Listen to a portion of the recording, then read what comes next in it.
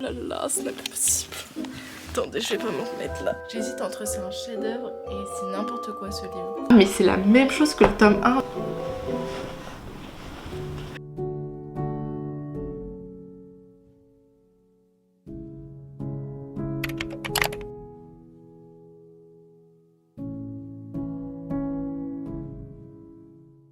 Salut à tous, j'espère que vous allez bien. Aujourd'hui on se retrouve dans une nouvelle vidéo. Je voulais trop vous prendre parce que du coup ce week-end j'ai commencé Magnolia Parks et comme vous pouvez voir j'en suis à la moitié mais j'ai annoté comme une malade parce que ce livre, il faut en parler. Il faut vraiment qu'on en parle.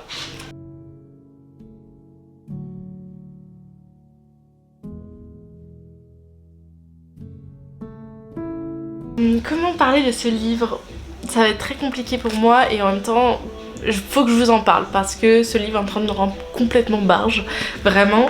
Je comprends le succès qu'il a eu au départ, j'étais pas trop pour lire Magnolia Parks parce que tout simplement j'avais la sensation que ce serait un Gossip Girl et comme vous le savez, j'aime pas trop cette partie-là. Et franchement en fait il y a tellement plus et en même temps effectivement ça va parler d'une relation qui n'est pas saine, qui va parler de deux personnes qui s'aiment vraiment beaucoup et qui ont déjà été en couple, donc c'est pas une romance à proprement parler. Tous les deux ils ont eu vraiment une histoire très forte. Un jour il s'est passé quelque chose qui a fait que ils se sont séparés et depuis ils sont dans un entre-deux entre on est ensemble, on n'est pas ensemble, ce qui fait qu'ils peuvent jamais être ensemble et les moments où tu te dis ouais ils vont vraiment être ensemble, en fait un des deux fait une connerie et du coup ça part mal.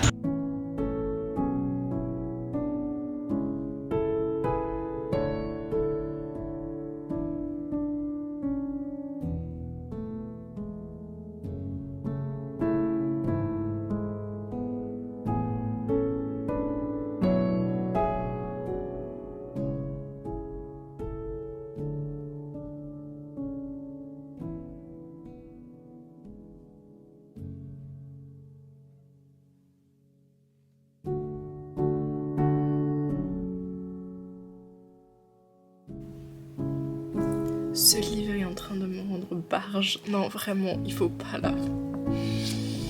Genre, il lui dit, on s'est remis ensemble. Et il y a le père qui demande, et Magnolia est au courant.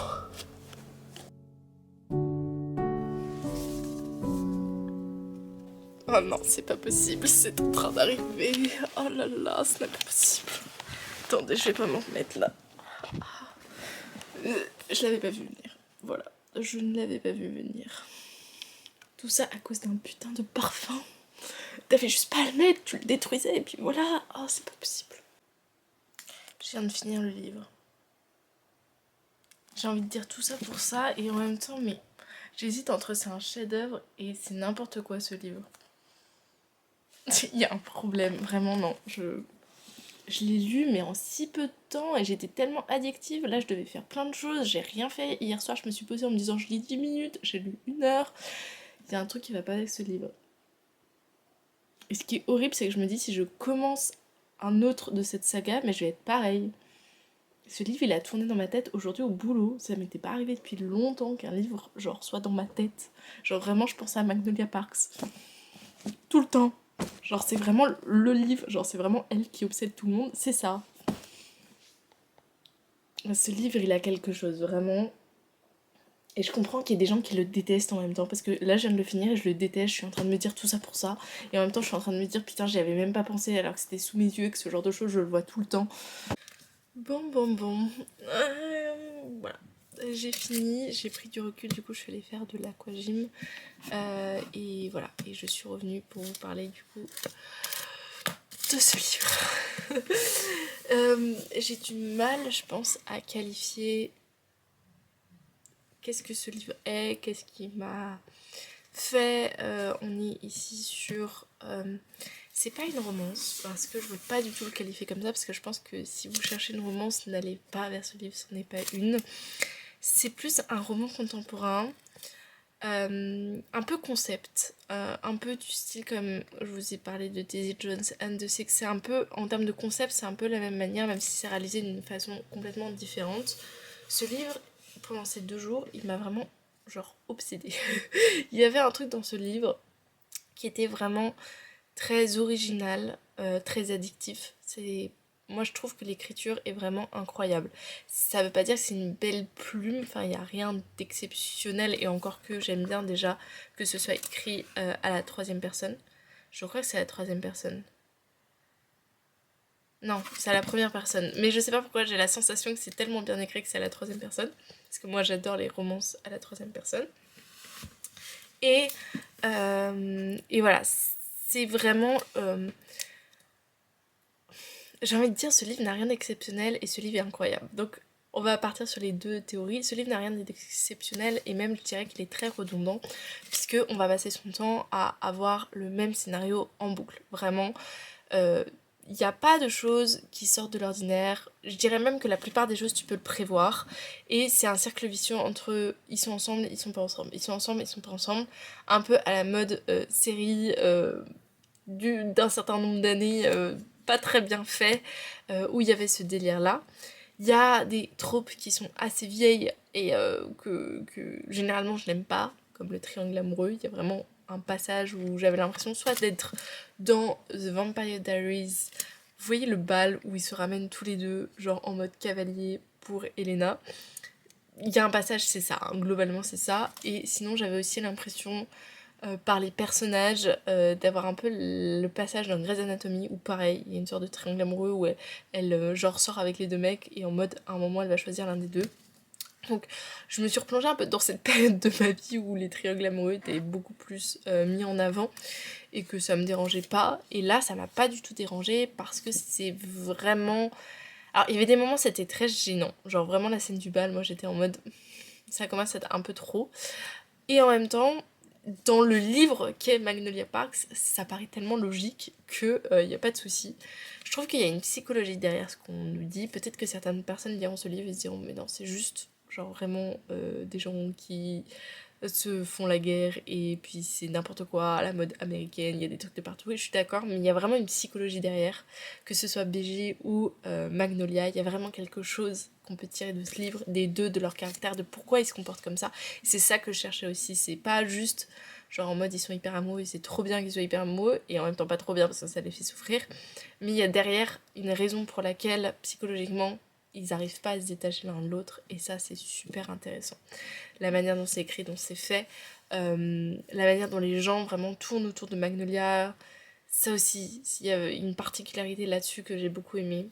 Bref, j'ai que du bien à en dire et en même temps je vois les défauts, donc si quelqu'un plonge dans ce livre et n'aime pas, mais je comprendrai à 100%, et en même temps moi je lis ce livre et voilà, ça faisait longtemps qu'un livre m'avait pas autant genre pris avec lui, et genre vraiment je pensais à ce livre tout le temps, genre vraiment, donc je pense que ce livre c'est vraiment une expérience en tant que telle, et je vous souhaite qu'une chose, c'est de faire l'expérience Magnolia Park, que vous soyez juste effrayé par ce livre en mode c'est n'importe quoi, ou que vous soyez genre à fond.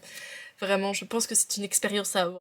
Je pensais à un truc vis-à-vis de Magnolia Parks. Oui, je sais, ce livre m'obsède vraiment, j'y pense encore et tout. Mais j'étais en train de me dire que, en gros, dans Magnolia Parks, il y a toute une partie sur la mondanité et sur à quel point ils sont riches, à quel point ils font un peu tout ce qu'ils veulent, un peu comme dans Gossip Girl, et c'était la partie vraiment que j'aimais le moins. Et du coup, bah, il y a des détails comme ça qui me sont revenus. Et notamment, il y a un moment où il y a BG qui parle à Bridget, donc la sœur de Magnolia. Et la sœur de Magnolia lui dit non mais tu te rends pas compte, il y a un moment t'as fait ça. Et du coup, il y a Magnolia qui se sentait tellement pas bien qu'elle a arrêté de manger et tout. Et la première réaction de BG, c'est en mode non mais Magnolia, elle mange pas, de toute façon elle picore. Et moi j'étais en mode ça va pas du tout. Bon déjà il y a le culte de la minceur et de la beauté dans la mondanité et tout. Mais en plus genre sa réaction c'est en mode bon c'est pas grave si elle mange pas, de toute façon elle mange pas d'habitude. Je sais pas, ça voilà, il y avait des petits détails comme ça qui je trouve sont problématiques dans le sens où, enfin pas problématiques mais ça ramène vraiment à des thématiques on va dire de société qu'on aimerait ne plus trop voir dans les livres, et en même temps qui reflètent une certaine réalité. C'est que dans le monde de la mode, parce que Magnolia elle est un peu dans le monde de la mode, bah il y a ce truc là d'être hyper mince et des fois c'est pas très bon pour la santé quoi. Donc voilà, j'étais en train de réfléchir à ça.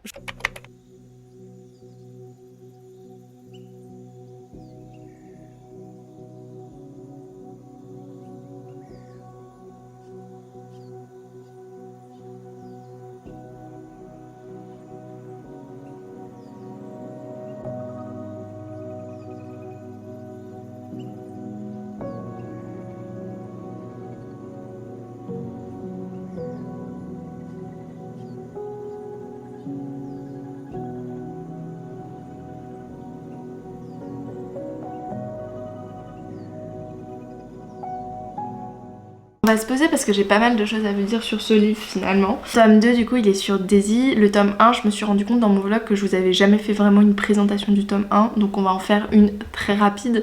Le tome 1 c'est Magnolia, donc Magnolia c'est une jeune fille qui est dans la bourgeoisie, la noblesse si on peut dire, enfin bref, la haute société anglaise, et qui depuis qu'elle est assez jeune sort avec BJ, donc qui est aussi de la noblesse. Ils sont tous un peu entre eux et ça fait penser, comme beaucoup de gens l'ont dit, à Gossip Girl, encore qu'il y a des différences, mais tout le côté très cliché de Magnolia Park ça vient du fait que ça ressemble à Gossip Girl.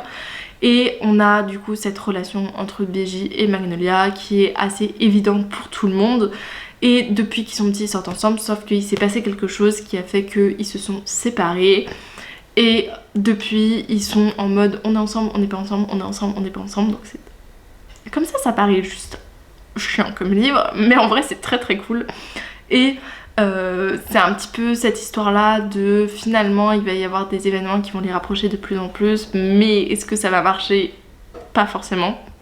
L'histoire est très très simple et dans Daisy It Is c'est la même chose. Je m'attendais pas à ça en fait, je m'attendais à ce qu'on ait vraiment une histoire qui est très différente, mais globalement Daisy c'est une autre fille qui elle, alors la particularité par rapport à Magnolia c'est que elle on va plus trop parler de la partie glamour en fait de ce monde là qui est haut, là on est plus dans la partie mafieux.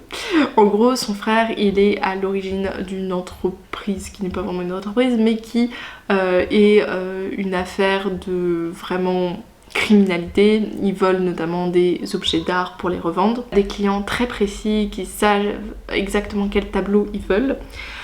Et notamment Daisy, une des particularités, elle se balade toujours avec son garde du corps parce que du coup comme son frère il fait ça, c'est assez risqué. Et puis à côté de ça, on a le fait que du coup elle a eu une histoire d'amour très très profonde avec un garçon qui s'appelle Roméo.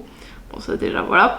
Et de l'autre côté, qui travaille pour son frère si je dis pas de bêtises. Et de l'autre côté, elle commence à fréquenter un autre garçon qui est Christian. Christian dont on entend beaucoup parler dans le tome 1 parce qu'il est lié, il est dans la bande de Magnolia. Notamment du coup Christian il commence à avoir une relation, alors au début c'est sans attache mais on sent qu'ils sont attachés l'un à l'autre même si les deux ne veulent pas se l'avouer. Et en fait ça me perturbe parce qu'en même temps je suis contente de retrouver l'histoire et en même temps il y a deux choses qui me perturbent. La première c'est que ça se passe en parallèle de la première histoire. Et ça, moi, c'est... En fait, quand tu retrouves les mêmes événements, je trouve ça redondant. Même s'il y a des trucs qui sont ajoutés, quand tu revois les mêmes scènes, toi, t'as envie de voir la suite, en fait. Ça, c'est le premier truc qui me perturbe. Le deuxième truc qui me perturbe un peu, c'est les petites incohérences, on va dire. Et la ressemblance, vraiment, trait pour trait du tome 1 avec le tome 2. Moi, je pensais vraiment qu'on allait plonger dans autre chose. Autant, j'aurais dit, si le tome 3 avait été pareil que le tome 1, ok, à la rigueur, on est sur les mêmes personnages... Tu sais ce qui va se passer, tu sais c'est oh bah ils sont ensemble, ils sont pas ensemble, ils sont ensemble, ils sont pas ensemble. Voilà, je vous spoil pas le tome 1, mais c'est ça. Là, mon problème c'est que on va se retrouver de nouveau avec une histoire où t'as deux garçons qui vont tourner autour d'une même fille.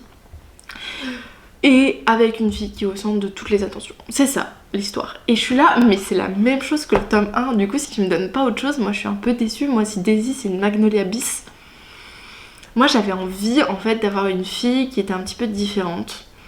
Et elle l'est sur certains points et en même temps, voilà, comme Magnolia, enfin moi la partie que je voyais de Magnolia c'est que elle adore la mode. Donc elle se passe sa vie à décrire des gens et à décrire leur style vestimentaire.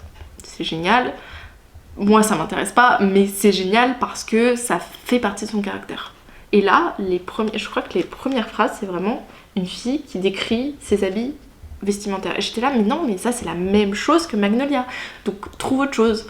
Et le truc vraiment qui est différent dans cette histoire, on va dire, c'est le fait qu'elle a envie de vivre une vie simple. Parce que du coup, elle a pas du tout une vie simple, vu qu'elle est obligée d'avoir un garde du corps H24, de toujours faire attention à sa sécurité. Et c'est quelque chose que je trouvais très bien. Mais la manière dont c'est réalisé, ça c'est vraiment les Américaines qui ont ce point de vue là. C'est la jeune fille veut faire ses lessives toute seule. La jeune fille fait à manger pour tous les garçons de la baraque. Non, non, non s'il vous plaît. Tu vas pas me vendre une jeune fille qui... Ok, elle veut faire les choses simples, mais genre les choses simples ça passe par d'autres choses. Alors à un moment elle décrit aussi que par exemple elle a adoré apprendre à conduire etc. Et ça c'est très bien, genre c'est un peu mieux déjà. Mais alors cette partie là avec la lessive et tout où elle nous décrit ah non mais Mon frère il voulait qu'on passe par la buanderie, mais alors moi j'aime faire mes lessives et puis quand je la plie je me sens bien.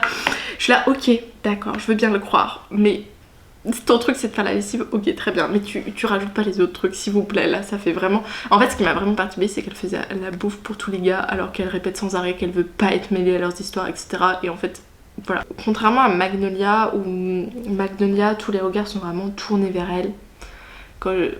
Daisy aussi, mais Daisy c'est un tout petit peu plus subtil et un tout petit peu différent dans le sens où les gars l'aiment bien, mais elle n'est pas forcément la première choisie. Ils l'aiment bien, et notamment les deux. Il y en a un, il joue un petit peu avec elle dans le sens où ils sont rompus et il fait ce qu'il veut de sa vie, mais de temps en temps quand il en a envie il revient vers elle. Voilà, elle se laisse pas faire, mais c'est pas top top. De l'autre côté t'as Christian qui veut pas s'avouer qu'il a des sentiments pour elle, qui vraiment est en mode non. De toute façon c'est pas un spoil, mais dans le tome 1 on comprend qu'il est très fortement amoureux de Magnolia, Christian, mais que ça va pas parce que son meilleur pote c'est BJ, donc ça marche pas. Puis Magnolia elle joue plus avec lui qu'elle ne l'aime, et donc c'est la grande malédiction de Christian, et c'est pour ça que je trouve que Christian est un personnage super intéressant, c'est qu'il aime une femme qui ne l'aimera globalement jamais, ou qui ne l'aimera pas comme lui le désire. Et de l'autre côté t'as Daisy qui l'aime vraiment bien, mais il veut pas se l'avouer parce que ce serait replonger dans quelque chose et il sait pas si Daisy derrière ça suivra. Parce que pareil, Daisy a déjà, enfin pas déjà quelqu'un, mais a très fortement été liée à quelqu'un d'autre. Donc c'est un peu la malédiction de Tristan. Tristan, pourquoi je l'appelle Tristan? Donc c'est un peu la malédiction de Christian, et ça je trouve ça assez bien fait. En fait j'ai très peur de... Est-ce que ce livre va varier ou changer? Et pareil, la criminalité c'est pas hyper bien décrit. Enfin...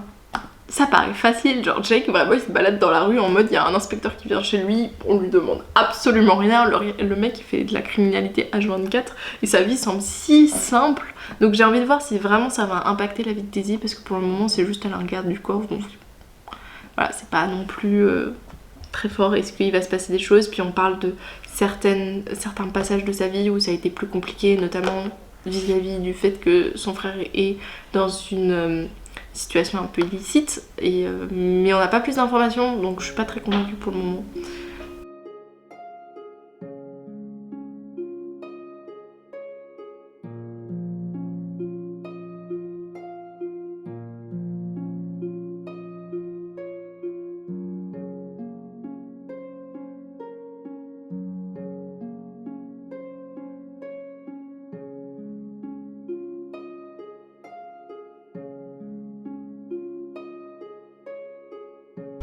Vous voyez, quand je vous disais que vraiment ce livre ressemble au premier tome, il y a des détails, genre vraiment t'as l'impression que Magnolia égale Daisy, parce que Daisy par exemple, enfin Magnolia tout le monde lui dit, tous les mecs avec qui elle sort lui disent non mais c'est hyper inconfortable de dormir avec toi, et là il y a Christian qui vient de faire exactement la même remarque mais à propos de Daisy, et je suis là. Et du coup ça on l'avait déjà dans le tome 1 avec Magnolia, donc t'as vraiment les mêmes, t'as l'impression qu'il y a le cliché d'une femme qui est la même et qui je sais pas, pour remplir toutes les cases de la fille intéressante de ces livres, nécessite d'être ça, ça et ça, dont le fait qu'on dort mal avec elle.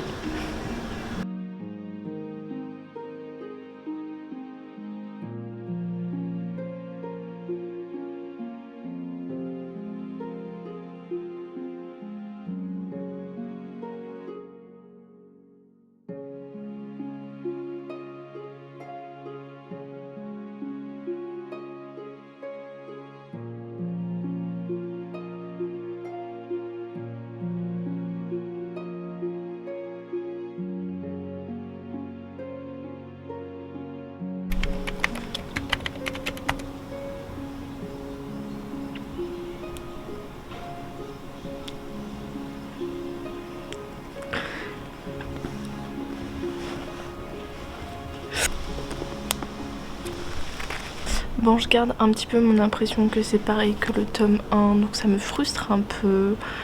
Il y a trop de trucs qui sont pareils, genre juste le fait qu'elle hésite entre deux mecs, c'est pareil que dans le tome 1. Et je suis là en fait, je suis juste en train de lire une version de Magnolia bis. C'est une autre version que pourrait être le tome 1. Alors là, il a commencé à avoir des trucs vis-à-vis de l'activité de son frère, donc qui est très illicite et qui lui pourrit la vie à Daisy globalement. Donc ça c'est plutôt intéressant parce que ça change. Ok, donc là ça va pas du tout. Le Roméo il va se calmer, vraiment. Ah putain.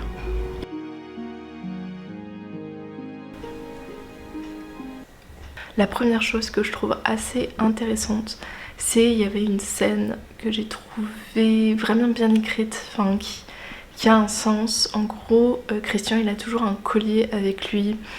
Partout où il va, il l'enlève jamais, qui est le collier que Magnolia lui a offert. Et ce collier en fait Magnolia elle l'a pas offert qu'à lui, elle l'a offert à tout le monde, sauf que vraiment lui c'est celui qui le porte tout le temps. Et du coup il y a Daisy qui lui pose des questions sur ce collier. Et il y avait deux réactions que je voyais possibles face à ça. La première réaction c'est juste bah il l'enlève, il le met loin en mode non ce collier n'a plus aucune importance pour moi. Parce que ça a une signification de l'amour que Christian porte à Magnolia quand même. Et le deuxième c'est je le garde et je fais semblant que c'est un non-événement, enfin que ça n'a pas beaucoup d'importance pour moi. Et dans ce cas-là, bah du coup il le gardait et il en parlait pas trop à Daisy. Sauf que lui il a choisi une troisième option. Il lui dit t'aimes bien le collier? Elle lui dit oui. Et du coup il lui donne le collier.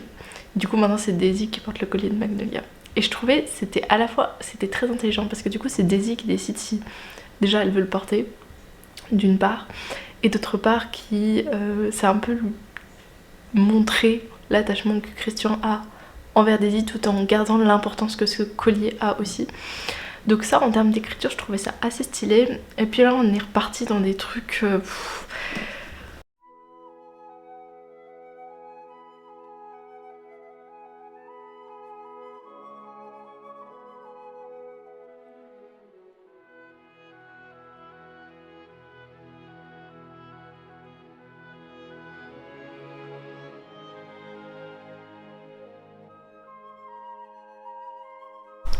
Bon, je vous retrouve. J'ai terminé Daisy 80s, donc le tome 2 de Magnolia.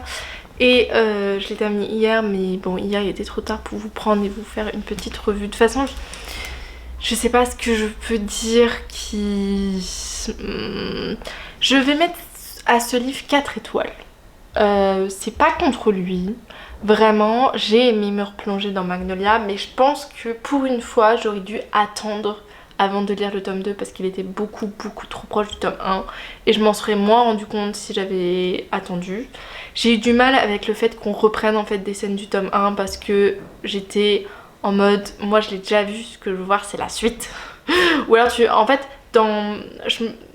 je m'attendais à ce qu'on reprenne un petit peu des passages du tome 1 mais pas dans le présent.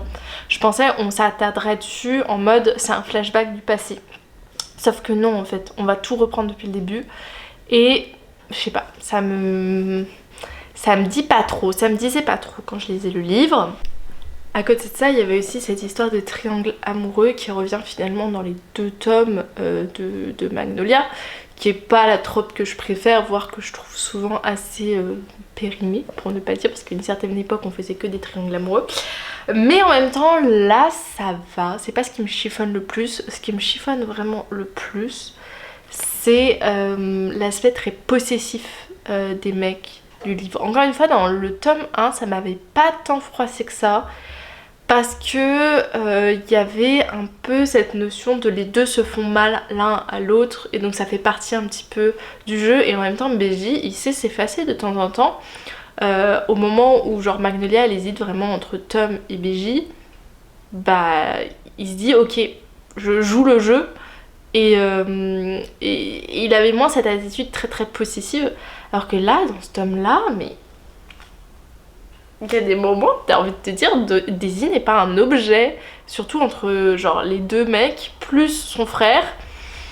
Voilà, donc ça m'a un peu plus chiffonné sur plein de points, très clichés, très préjugés de genre, ce genre de choses.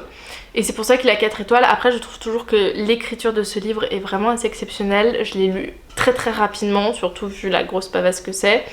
Et voilà, je tournais les pages, j'aime beaucoup l'ambiance des livres. Donc c'est plutôt une réussite et je me pencherai bien évidemment sur la suite. Alors pas tout de suite du coup, mais je me pencherai dessus. Voire je me dis pourquoi pas lire les deux tomes en parallèle du coup. Lire genre un chapitre Magnolia, un chapitre Daisy avec le tome 4 et le tome 5. Voir si ça le fait, mais il y a des risques que je me spoil à un moment ou un autre sur l'un ou l'autre événement. Bref, je pense que ce sera tout pour cette vidéo. J'espère que vous avez apprécié. N'hésitez pas à le mettre en commentaire, n'hésitez pas à liker, ça soutient vraiment ce que je fais sur les réseaux et c'est trop cool à discuter avec moi en commentaire, c'est avec grand plaisir. Et sinon, je vous dis à la semaine prochaine pour une autre vidéo. Salut!